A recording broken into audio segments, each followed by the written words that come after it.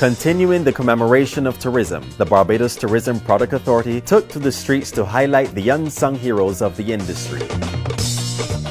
Road Runner, a mobile broadcast, travels through Barbados, visiting many who contribute to our tourism product. The live radio show took listeners and those on the bus into a somewhat hidden Barbados, diving into unique experiences offered by Barbadians and businesses alike. Good morning. I guess I am the guinea pig. I'm starting the morning. So welcome to the Synagogue project. I started to cry. You started the whole world laughing. Oh, if I only see. So this was actually used as a bath from the start of the synagogue in the 1600s. It's important because it sets out the settlement of Barbados and the fact that the people that came and developed this site and built the synagogue here were among the first settlers to this island. And you know, we talk about 1627 being the date when Barbados was first settled, and this building was built in 1654. This morning's activity for the Tourism Week, I would say, was a rather enlightening and knowledgeable one. There are things that I was exposed to this morning that I did not even know about before.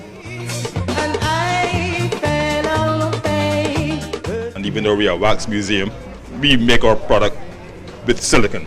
I don't think there's any other representation of its kind anywhere in the Caribbean or indeed Latin America except for one place in Brazil. And yeah, we are very proud of that. It's probably just a matter of time before we lose our position of being number one, but we are quite happy to be the first. Honestly, the tour has been very, very interesting because some of these places I pass them every day and I've never noticed them. A classic example is in Wax Museum. I've actually been to Madame Tussauds in London, and I didn't know they have that here in Barbados. This morning's experience was fantastic. I think that one of the things that we often don't realize is that there's so many hidden treasures in Barbados that most people, including Bajans, are unaware of.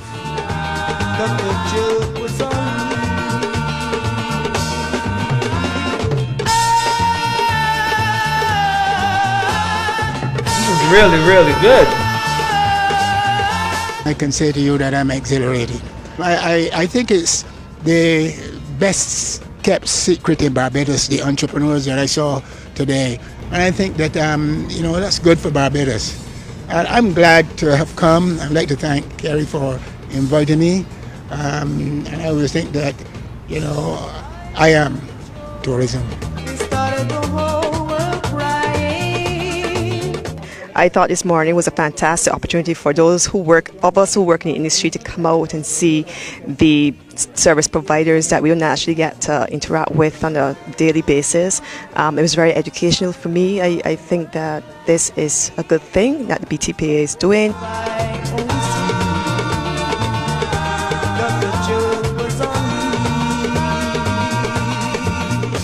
I just let you see how the glass can be manipulated with some heat. From the time it hits the heat, it starts to heat up and it can start bending and you can start doing whatever you want to do with it.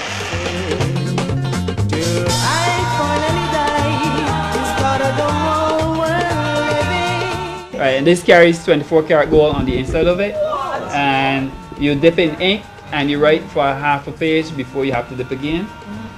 Persons like the Governor General and Sir Clifford husbands, Governor Generals in the Caribbean, Princess Anne, Duke of Wessex, various people have this pen.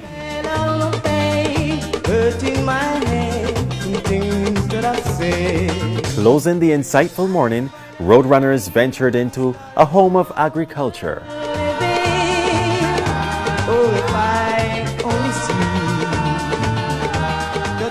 We are actually right now in transition to permaculture. We used to do monocropping before. Permaculture is just simply permanent agriculture, right? And so we are actually going to be putting in quite a number of trees, probably about 276 or so trees, because besides the permaculture, what we want to do is a farm-to-table operation where you're going to get fresh food. So it's going to be from the farm directly to the kitchen. So it's like the carrot is pulled that same morning you eat it.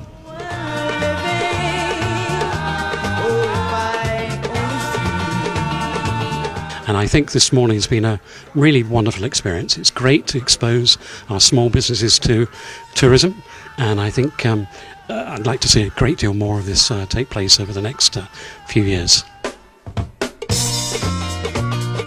I would like to thank everyone for coming out and helping us to celebrate all our tourism workers, our tourism stakeholders, the agencies who oversee tourism and work hard every single day for this bread and butter industry called tourism.